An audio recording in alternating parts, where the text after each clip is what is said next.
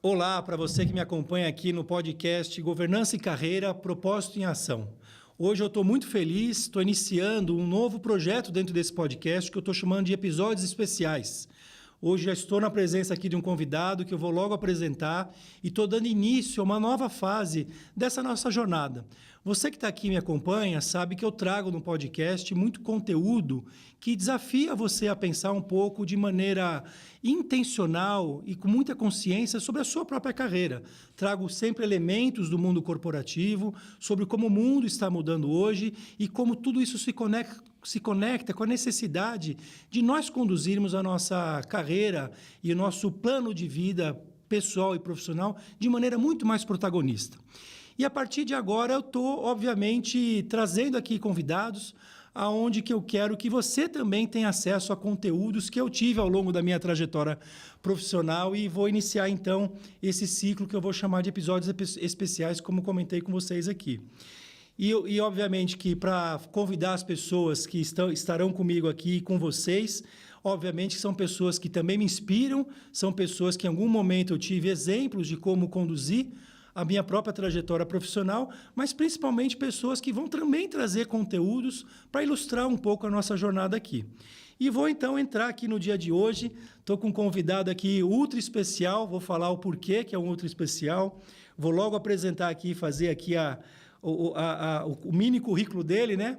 Luiz Binato, um amigo, na verdade, né, Luiz? Sim, a gente se conheceu alguns anos atrás, eu vou dividir com o público aqui um pouquinho sobre isso, mas falando basicamente aqui a história dele, né? O Luiz Binato é consultor e conselheiro de empresas, principalmente mentor de executivos. Ele é fundador e diretor executivo da Instiad, né? Que é uma organização voltada ao desenvolvimento humano, da educação, à estratégia das organizações. Ele fala muito sobre isso.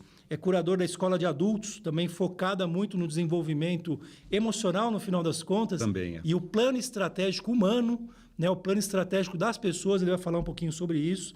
Graduado em administração, diversas pós-graduações, especializações, mestrado, né, MBA, e inclusive cursando a faculdade de psicologia. Exatamente. Fez também uma formação em medicina comportamental, a gente vai falar muito sobre isso. Vamos falar. Autor do livro Modelo do Pensador, um dos meus livros de cabeceira.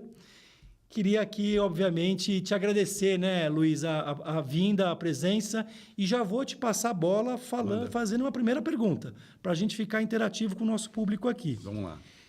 Luiz, eu na verdade, assim, dividindo com o meu público aqui, né, com a turma que nos acompanha, eu tive a oportunidade de te conhecer, talvez aí uns 8, 9 anos atrás, não me lembro bem.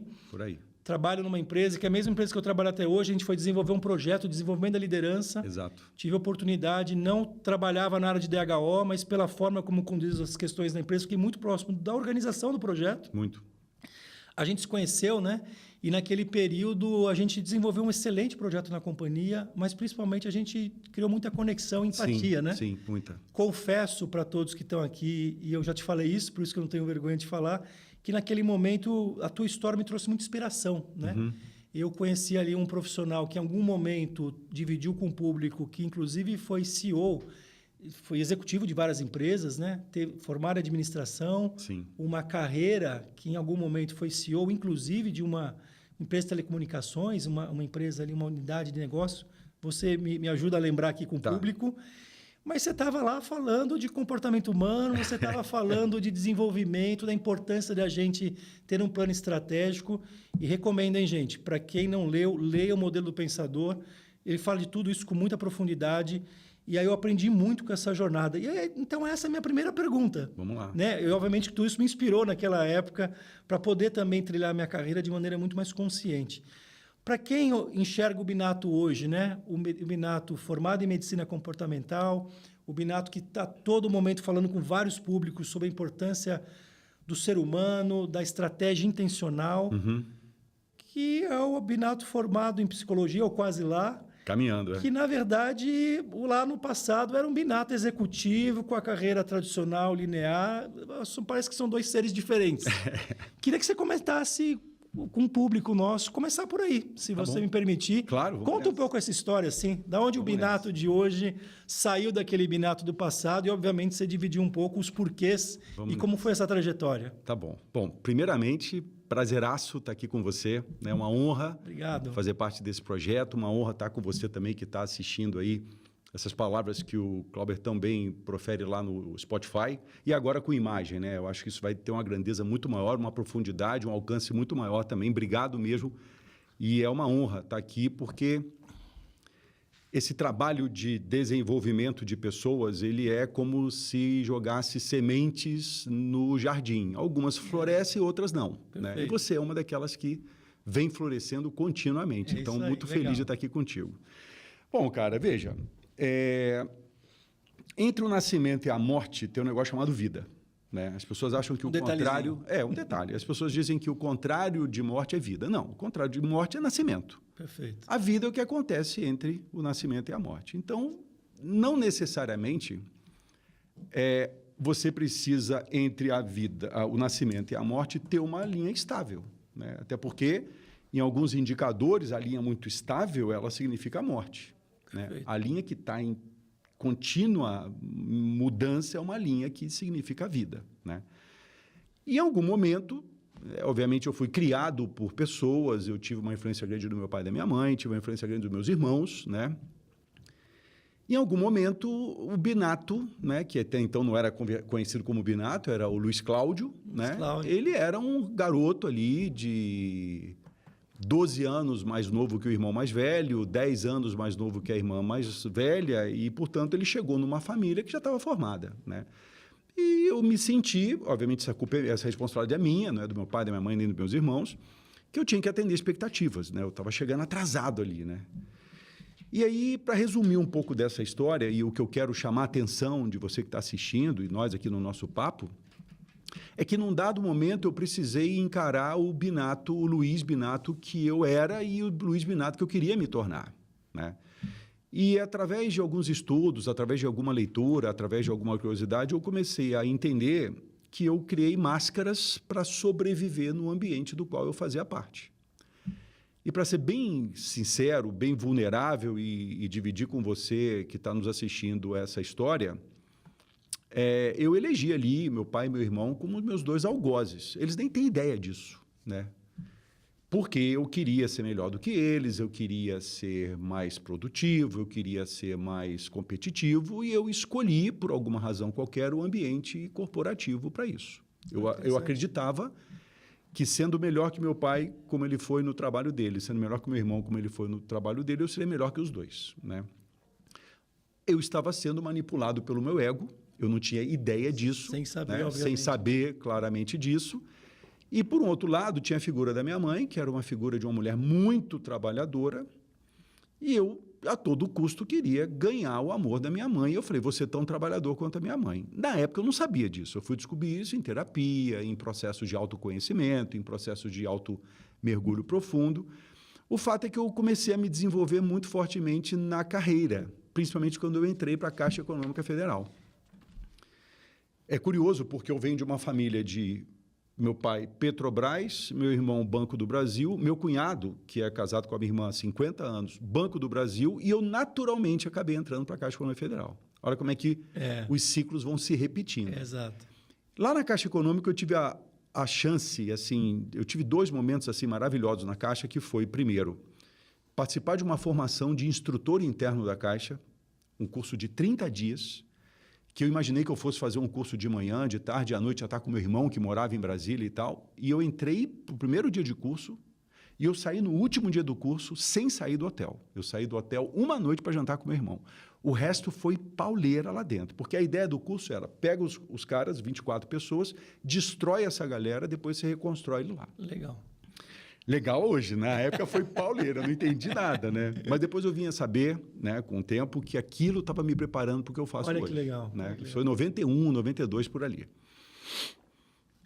Esse foi um curso que mudou a minha vida, né? E eu só fui perceber isso tempos depois. Depois eu tive a chance de ser aí como instrutor da Caixa, eu fui designado para ser um multiplicador Eu já tinha uma função executiva na Caixa Econômica Federal, mas fui designado para ser multiplicador do Programa de Qualidade Caixa, que tinha fechado um convênio com a então Fundação Cristiano Ottoni, e eu fui estudar com o professor Falcone. E aí eu descobri um negócio chamado Gestão da Qualidade Total, que eu me apaixonei. Né? Quer dizer, o mundo corporativo era um mundo que eu me sentia muito bem, porque ele se assemelhava muito ao mundo que eu gostava de viver, que era o mundo da escola. Legal, ou seja, legal. se na minha casa o ambiente não era muito bacana, era na escola que eu me realizava. E depois eu fui me realizar no trabalho, né? Por mais estranho que isso possa parecer.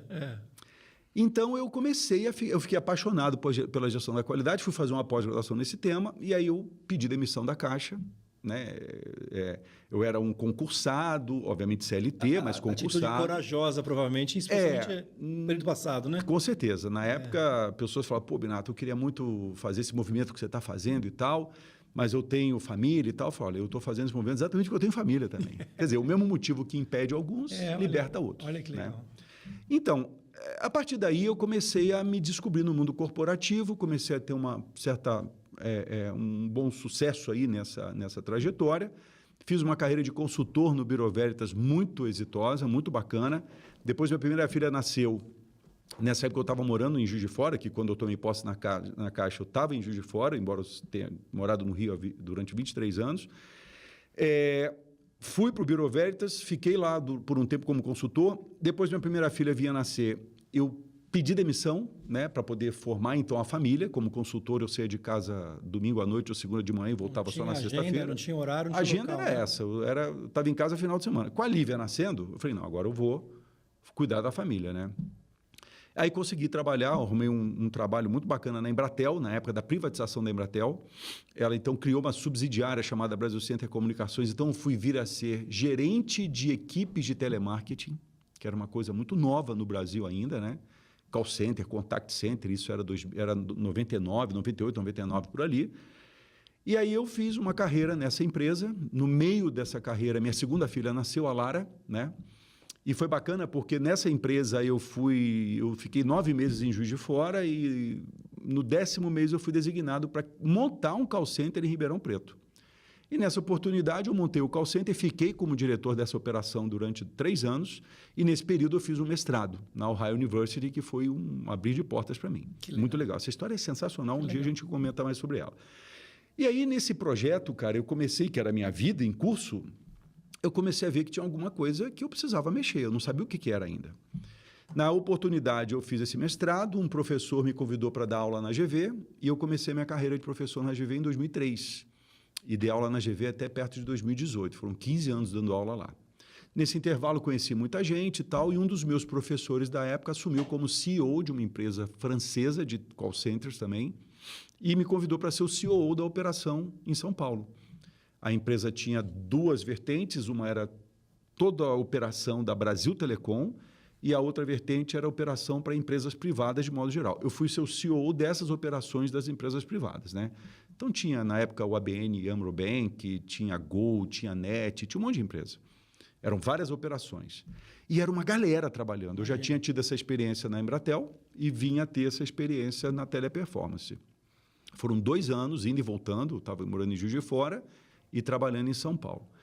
E lá pelas tantas, fui desenvolvendo essa carreira como CEO e tal, e um chefe meu, que era do Bureau Veritas, que tinha ido para a Itália, passou pelo México, voltou para o Brasil para liderar a operação na América Latina, me convidou para voltar para o Grupo Bureau Veritas, não mais para consultoria, mas para certificadora.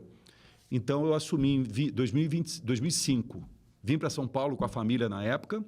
Esse ano eu estou fazendo 20 anos de São Paulo. Olha aí, né? Paulistano já. Paulistano, né? Paulistano com nascimento Rio de Janeiro e família mineira. Exato. Né? Uma mistura boa. Então, eu vim para São Paulo, fiquei 1 ano como diretor comercial da operação do BVQI na época, hoje se chama Bureau Veritas Certification. E no ano seguinte, tivemos um sucesso grande na operação como um todo. O meu chefe, então, foi promovido para ser o CEO da operação no México e eu fui promovido para ser o CEO da operação no Brasil.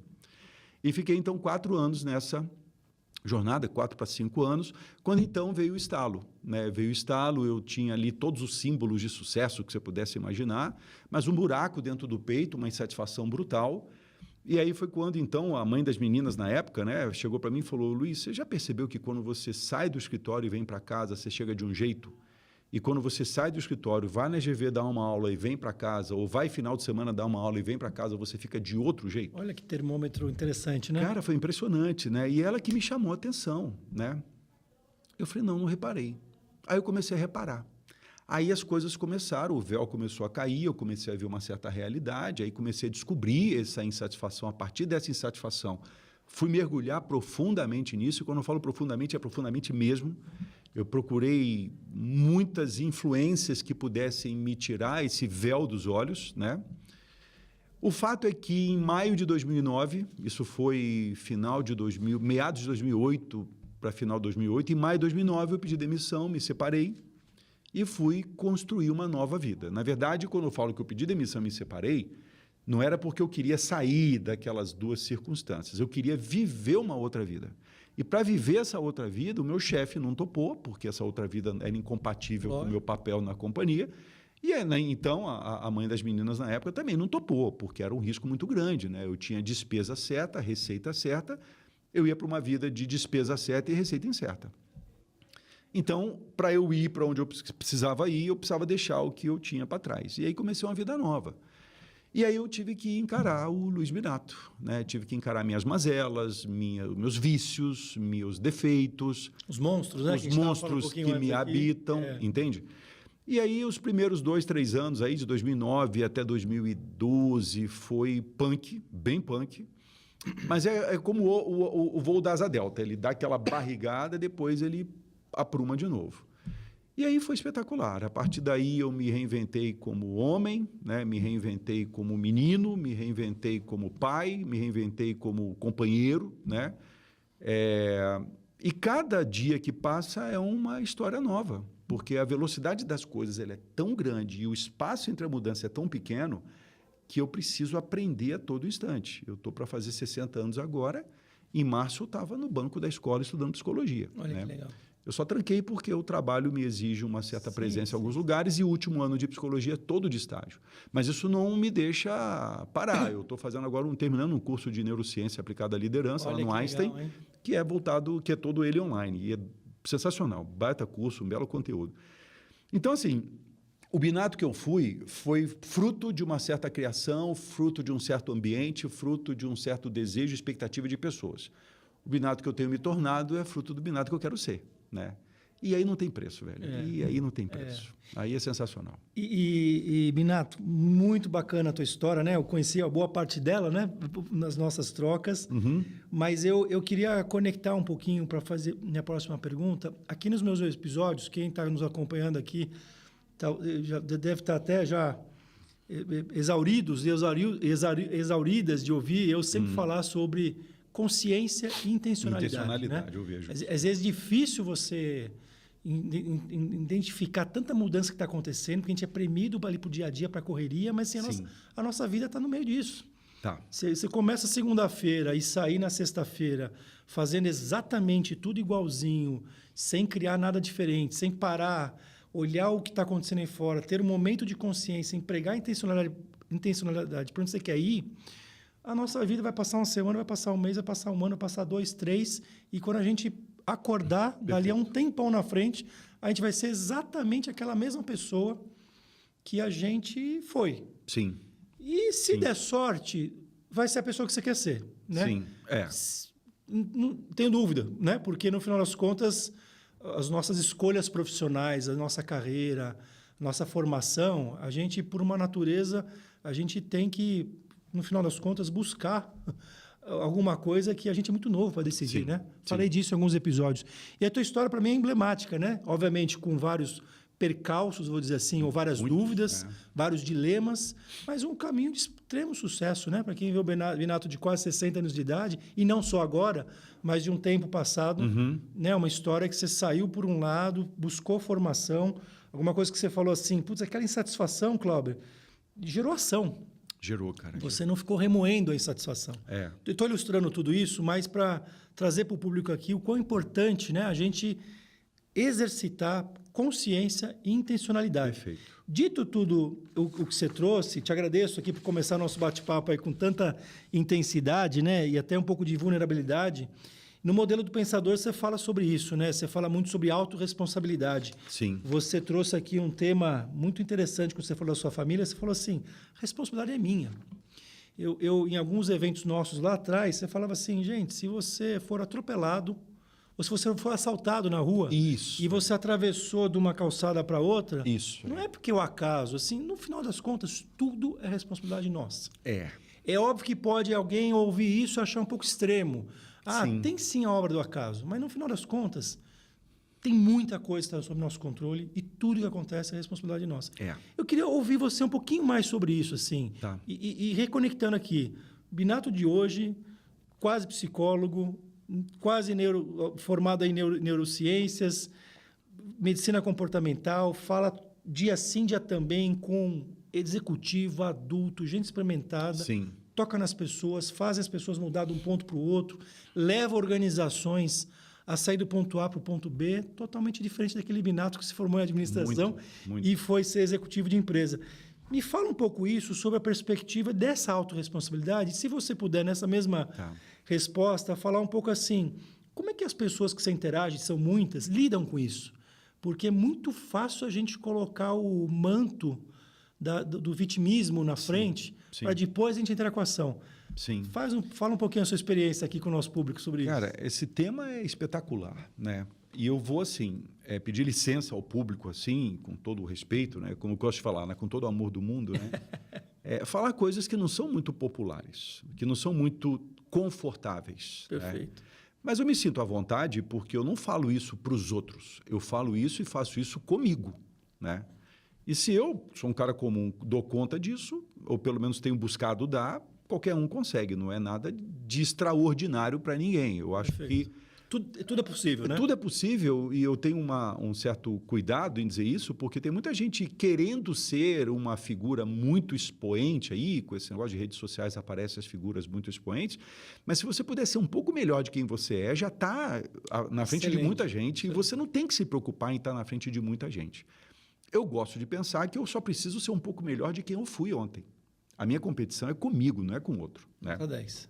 Então, isso já começa uma forma de pensar um pouco diferente do que a maioria da galera pensa. A maioria da galera quer ganhar mais do que o outro, quer ter um carro melhor do que o outro, quer ter uma vida mais feliz do que o outro, quando, na verdade, eu só quero ser melhor do que eu fui. Né? Eu quero ter um sucesso um pouco melhor do que eu já tive. Né?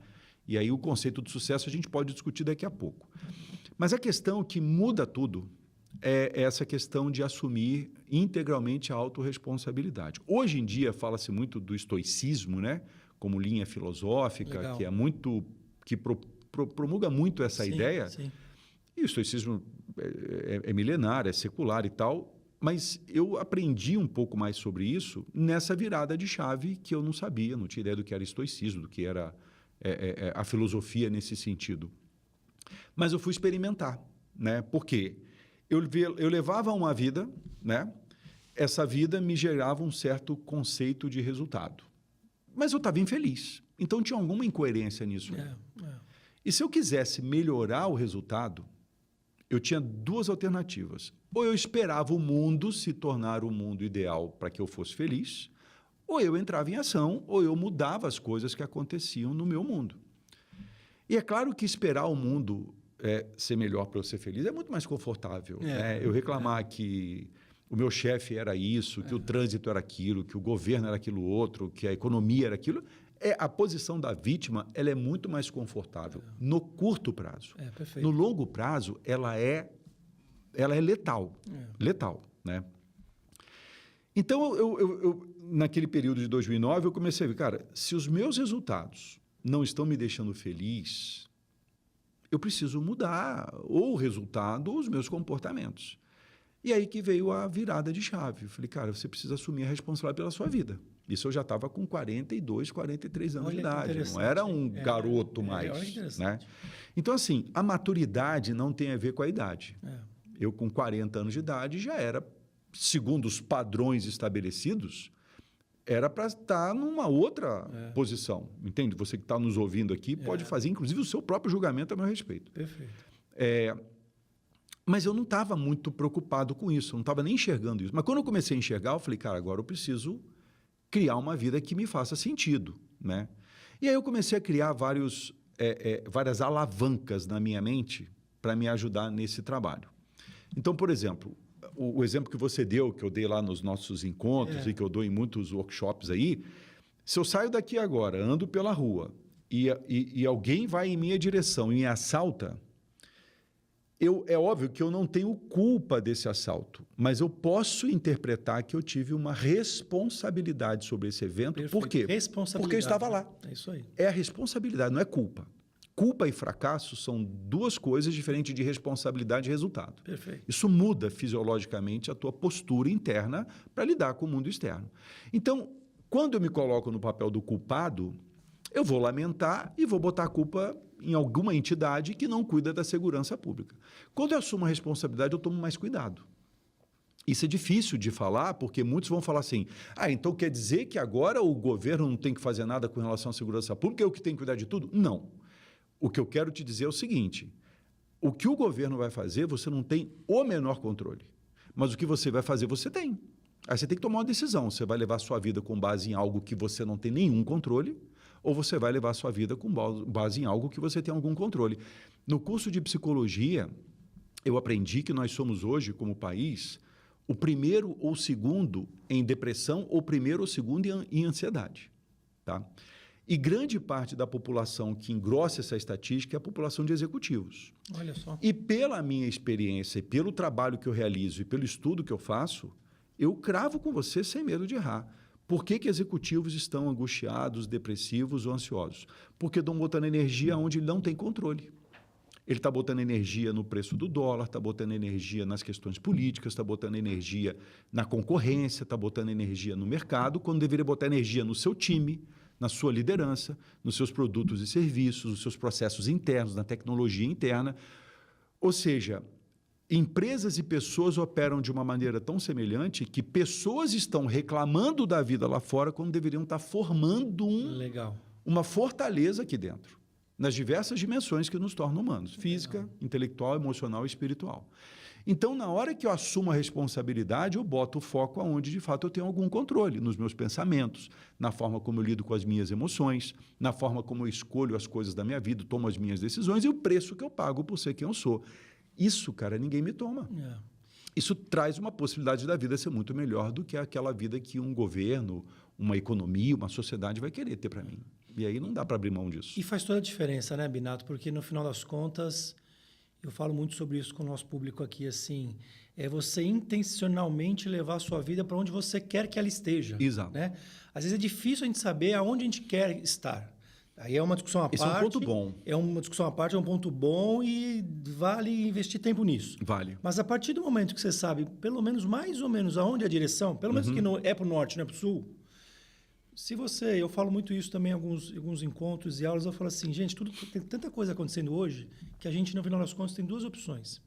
Uma que é a gente cruzar o braço e olhar tudo que está acontecendo e esperar ver aonde que a gente se situa naquilo. Sim. Que é mal comparando um pouco, não vou dizer a posição de vítima, mas é a posição um pouco mais passiva, ali, né?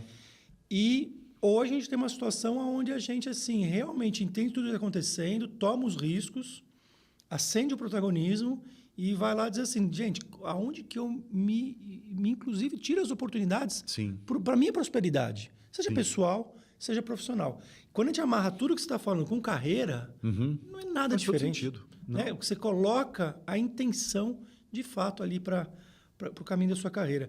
Eu vi que você falou assim, faz todo sentido, fica super à vontade na minha próxima pergunta, até de pegar esse ponto aqui do ponto mais longe no horizonte. Sim. Mas eu queria te ouvir um pouquinho, migrando aqui para a minha terceira pergunta, assim, é encantador esse nosso tempo aqui, né? Assim, é muito, eu adoro. Eu também. Se o público está aqui, tá nos acompanhando, eu tenho certeza que tem alguém acompanhando porque gosta também, Binato eu sei que adora, a gente pode ficar o dia inteiro falando sobre isso, é muito fácil, entre aspas, falar, né? Não é que é fácil, mas assim, é leve falar. Sim. Dificílimo é fazer, né? E tudo que você falou aqui, um pouco desse vitimismo, etc., pegando o teu lado aqui, um pouco talvez da formação de quase psicologia, especialmente neurociência, que eu também tenho me dedicado muito a isso, é muito fácil a gente funcionar no automático. Sim. Né? Assim, tem padrões do nosso cérebro que nos leva, de fato, a trabalhar ali no modo automático, né? Assim, E é muito difícil a gente romper esse modus operandi e trabalhar com consciência e intencionalidade. Perfeito. Mas sim, faz toda a diferença. Faz toda a diferença. Insisto muito isso com o público aqui e estou reafirmando. Concordo. Me fala um pouco desse aspecto. Fica à vontade também, obviamente, de complementar a parte anterior.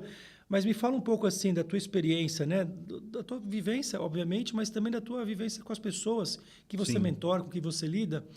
Como é que faz para sair desse pensamento automático, padrão automático, que naquele exemplo que eu falei, se de segunda a sexta você ficar no automático, a sua vida vai num ponto linear até o final, que no final das contas tende a ser letal, como você falou. Entende. Como é que a gente faz para sair do automático e para o pensamento crítico, a gente de fato ter proposição? Me fala um pouquinho da tua experiência com a turma aí que você lida, e eu estou dizendo que você... super experiente, maduro, né? Como você bem comentou, mas lida com um monte de executivo de alto nível de empresas, CEO de organização, C-level de organização. Me dá a tua visão de tudo isso. Tá. Bom, vamos lá. Um ponto que você falou que eu acho que é importante esclarecer para o pessoal é assim, né? Pô, Binato, eu não sei o que eu quero fazer da minha vida no futuro, né? E não tem nada de errado com isso. O único ponto que eu convidaria a pessoa a pensar é o seguinte: você não tem que saber. O que você sabe é conhecimento. E conhecimento é passado. E com essa mudança tão veloz, o conhecimento está morto. Né? Poucos são os conhecimentos que ainda estão válidos. Perduram durante muito tempo, né? Exato. Poucos. Exato. Né? Então, se conhecimento é passado, que ferramenta eu posso usar para projetar o futuro? Né? E na frase eu já dou uma pista. É um aplicativo que eu nasci com ele, você nasceu com ele, você nasceu com ele, que quando o adulto vira adulto, pelo menos assim em termos de idade, ele desinstala o aplicativo, que é a imaginação. Uma visão de futuro é fruto de uma imagem que você cria desse futuro. Se você não cria uma imagem do futuro, possivelmente você vai viver um dia de cada vez. Está errado viver um dia de cada vez? Não está errado, até porque não tem, né? A maratona ela é feita de um dia de cada vez. Mas se você sabe que direção e que sentido você está dando para esse dia de cada vez, dentro de uma visão de futuro que você tem, você está, de uma certa maneira, construindo o seu futuro, né? Tem gente que não concorda com isso e está tudo certo. Né? Tem uma frase atribuída ao John Lennon que ele fala: o que acontece a vida é o que acontece quando você faz planos. Né?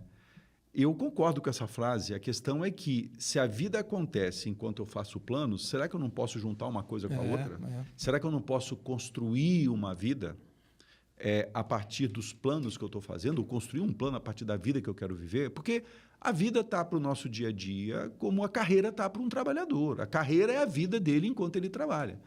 Tem gente que vai trabalhar até o último dia da sua vida, porque vê nisso muito sentido. Tem gente que está querendo aposentar ontem porque não aguenta mais trabalhar. Aí é decisão de cada um, não vou entrar nesse mérito. O fato é que, se eu quero construir uma vida plena, eu preciso definir o que é uma vida plena. Eu preciso especificar um pouco isso.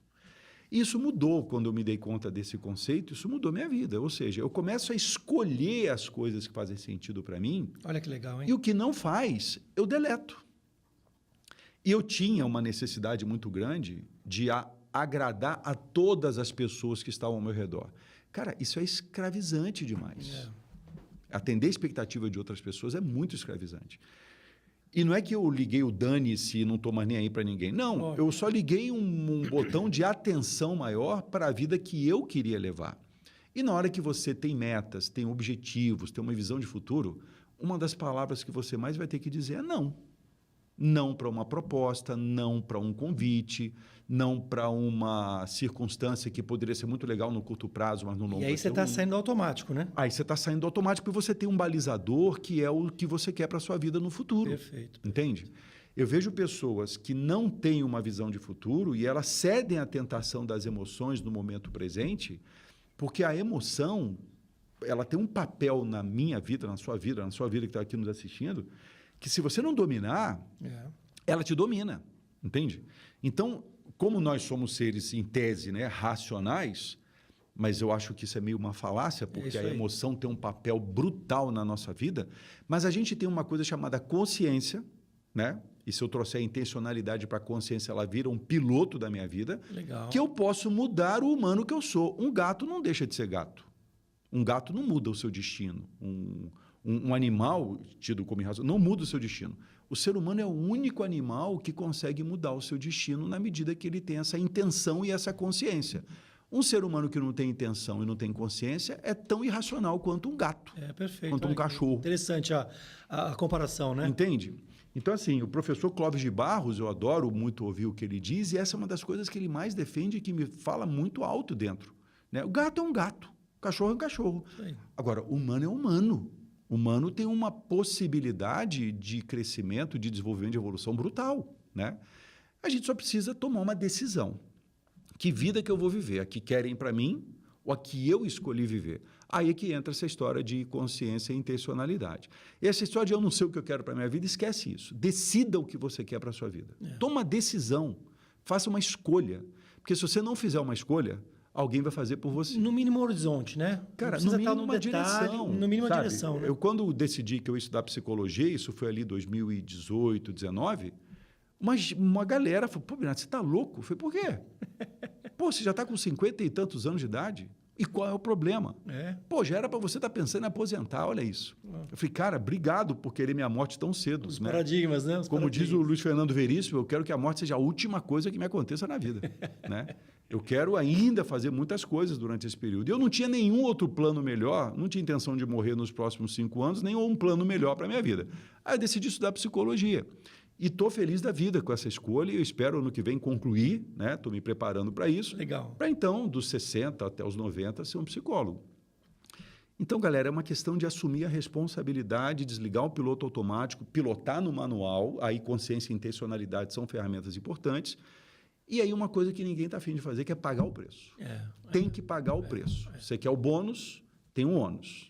Sem um ônus não tem jeito. Muito rico, Binato. E convido, obviamente, vocês estão acompanhando aqui, a amarrar tudo isso e voltar para a carreira. Né?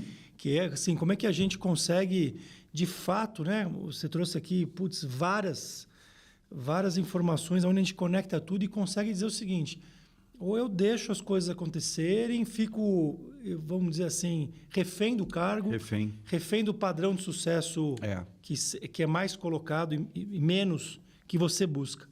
Queria te ouvir um pouquinho antes de ir para a parte final mesmo. Né? Eu sei que tudo que você traz aqui, você já tem um curso lá que é o Transformando a Liderança. Isso. E tem um projeto em andamento aí, né? Você vai desenvolver a escola de formação de líderes. Se você puder dividir com o nosso público aqui. Nossa, que honra. Vai ser muito bacana. Conta aí o que vem pela frente. Bom, a coisa começa da seguinte maneira. Eu acredito, né, que nós vivemos uma crise no mundo e também acredito que crises são focos de oportunidade.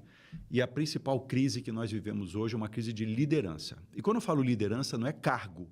Eu discuto com muita gente essa expressão cargo de liderança. Né? É um eufemismo para colocar o cargo numa posição de liderança. Para mim, cargo, dependo de alguém para ter um cargo, mas liderança eu não dependo de ninguém. Do meu ponto de vista, você que está nos assistindo aqui, liderança é uma condição humana, é uma característica humana. Legal.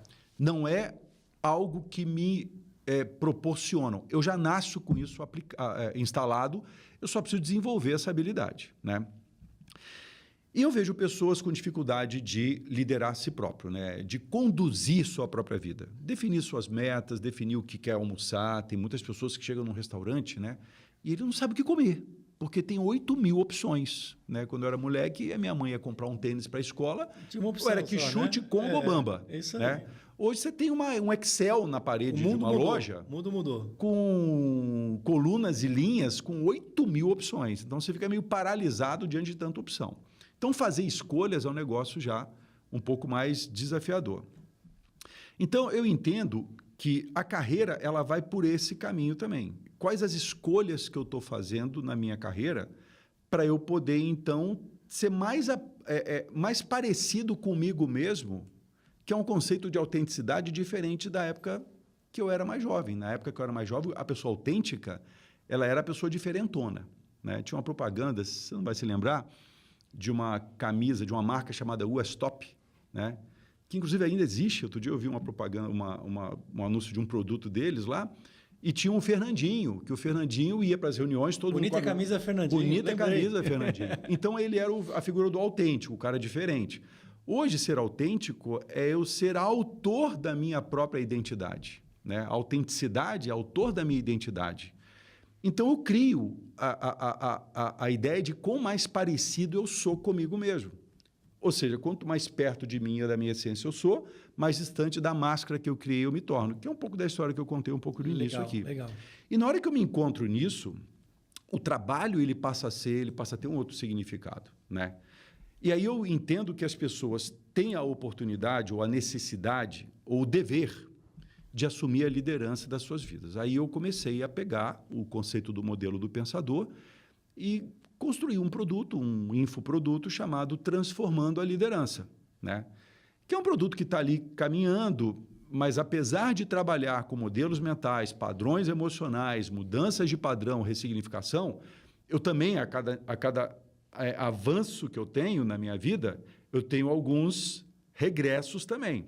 Então, nessa questão do mundo digital, do marketing digital e tudo mais, eu estou vivendo e vencendo algumas dificuldades que são internas. Se desafiando, né? Pra caramba. Né? Numa sala de aula com 10 alunos, 20 alunos, no auditório com 60, 70 mil pessoas, eu me sinto muito à vontade. Mas numa sala com uma câmera, eu e mais uma pessoa só fazendo a filmagem, eu sozinho com o celular, eu já me sinto meio desavontade. Eu estou trabalhando isso no meu modelo mental. É uma transformação contínua, né? Nunca para. Né? Nunca para. A não ser que você desista, não é o caso. Né? Não é nem o caso de quem nos assiste, nem o nosso caso aqui. Então, eu decidi que eu quero construir uma escola de formação de líderes, né? Que, obviamente, tem como pano de fundo toda a nossa experiência como executivo, empreendedor, empresário, ou seja, o mundo corporativo. Mas o mundo corporativo ele é uma face da nossa vida. E eu gosto de pensar que o executivo ele empresta para o papel de executivo o humano que ele é. Perfeito. Né? Então, essa escola também pretende ajudar a pessoa a perceber que a liderança opera em 3 âmbitos. A liderança que eu exerço eu comigo mesmo, né? Na capacidade de eu me liderar, de eu fazer minhas escolhas, de eu dizer os meus nãos quando eu preciso dizer um não, de eu dizer um sim quando é importante dizer um sim. Quando eu escolho participar de alguma coisa, eu abro mão das outras coisas que eu poderia escolher. Então, eu tenho essa liberdade de fazer essa liderança em meu nome. Na hora que eu me aproprio disso, eu começo a me tornar um pouco mais legítimo para liderar outras pessoas. Né? Então, a minha liderança com o outro. E na hora que eu começo a entender como as pessoas operam, e o modelo do pensador eu acho que é um bom instrumento para ajudar as pessoas a se entenderem e entender o outro, eu começo a me sentir mais à vontade para ser um líder no todo, nas organizações das quais eu faço parte. Hoje, como consultor e como conselheiro, eu não tenho um cargo formal na estrutura organizacional. Então, o exercício do poder não é pela autoridade do cargo, é pela influência, é pelo argumento, é por algo que me exige um pouco mais de trabalho do que um brevet que eu tenho no ombro e que eu vou lá e direciono algumas coisas. É bem verdade que hoje uma boa parte das pessoas vai dizer, mas Binato, esse tipo de liderança não existe mais. Eu vou dizer, existe sim. Existe. Ela não é revelada, ela é velada, mas ela existe. A gente é muito da nossa era industrial, é muito do comando e controle, embora o discurso diga que não. Mas isso existe, né? Então, a ideia é fazer essa escola de formação de líderes, onde as pessoas vão ter uma comunidade para fazer parte disso, vão ter acesso a conteúdos que vão ser construídos ao longo desse caminho, já tem alguma coisa já encaminhada. A ideia é que a pessoa faça uma certificação de liderança reconhecida por órgãos capazes de fazer essa certificação. Que legal. Então, eu estou trabalhando nisso. Eu espero realmente que 2026 seja um ano onde esse projeto venha à tona e a pessoa tem um lugar onde se ela decidir realmente exercer a liderança que lhe foi já concedida pela graça, ela vai ter um lugar para desenvolver. Legal. Como tem academia que as pessoas vão desenvolver músculo e cardio, vai ter uma academia para desenvolver a liderança. Essa é a ideia. Pessoal, fica o convite aí para vocês acompanharem o Luiz Binato nas redes, né, nos contatos, para a gente também acompanhar essa novidade. Sim. Antes da última parte, pedir uma contribuição sua aqui. Claro. Se você pudesse dividir com o público aqui, da trajetória do meu podcast, sim, quais são aqueles 1, 2 ou 3 episódios que você acha que são imperdíveis. Se é que existem, né, no meu podcast, Não, alguns imperdíveis. eu assisti... Qual a recomendação que você deixa para o público? Eu ouvi, me chamaram a atenção 3 podcasts lá. Que legal. Um foi o 10, o episódio número 10, que fala de mentoria profissional. Legal. O outro foi o 11, que fala dos 3 papéis do líder. E o outro foi o 16, que fala de gerenciando as emoções. Legal, né? Legal. Então, veja. Vou começar falando do 11, que são os 3 papéis do líder, né? O professor, o coach e o mentor, né? Outro dia eu estava vendo uma série coreana, muito bacana, de uma executiva do ramo da publicidade, que estava fazendo muito sucesso na empresa dela, trazendo grandes clientes, gerando grandes campanhas, um perfil profissional bastante ousado, né? E ela tinha um mentor, um cara que o acompanhou no início da carreira dela, e esse mentor estava conversando com ela e ele falou a seguinte afirmação, ele falou: fulana, daqui a pouco você vai aparecer nas principais revistas de negócio da Coreia do lado de um professor ou de um banqueiro.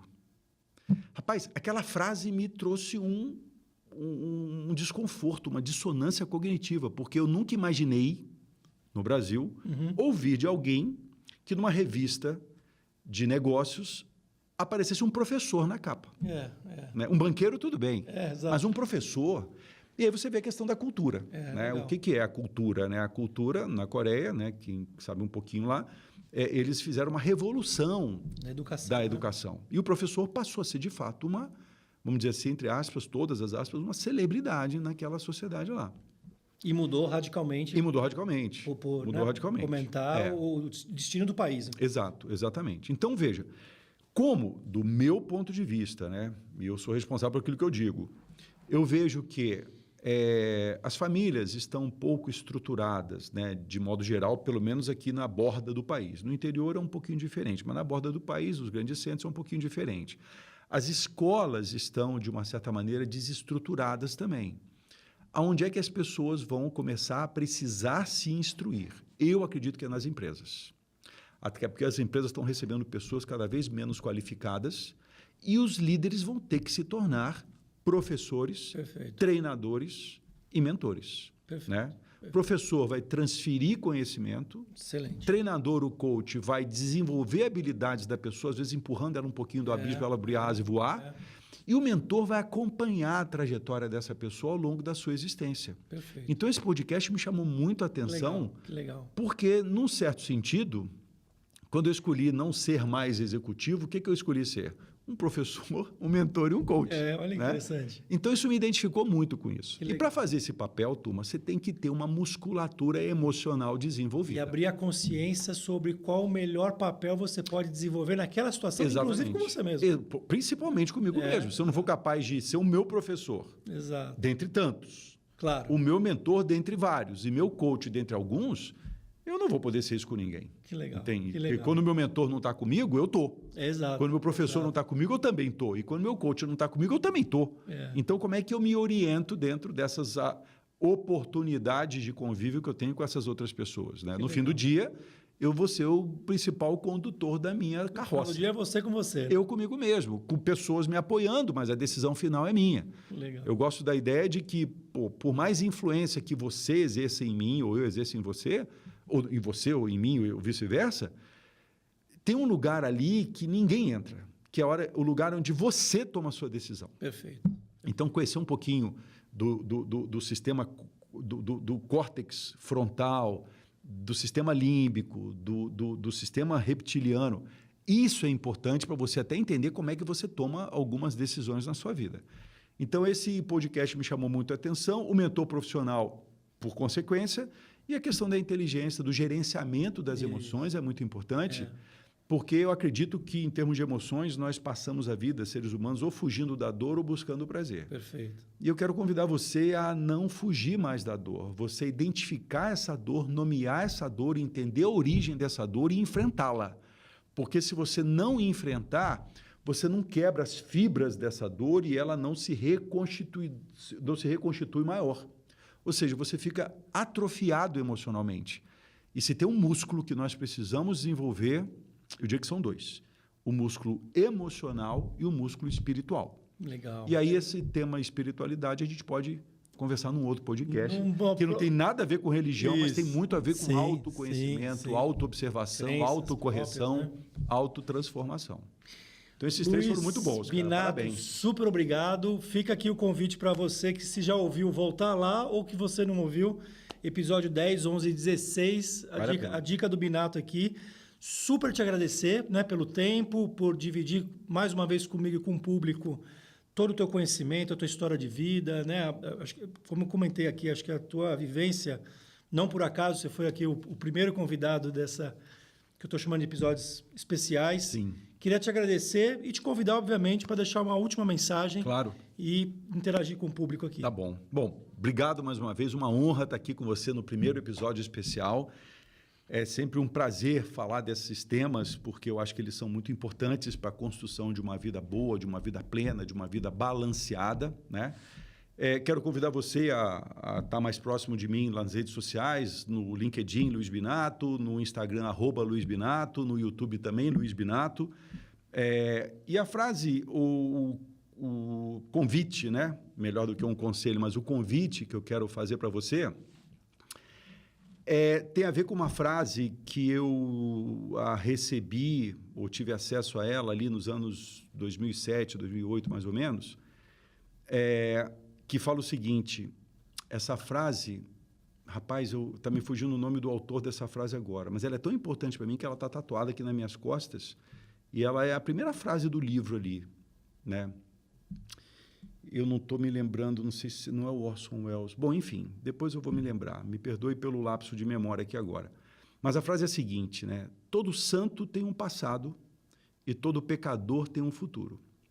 Ou seja, aquelas pessoas que eventualmente você admira, elas também, por serem humanas, deixam suas marcas ao longo do caminho.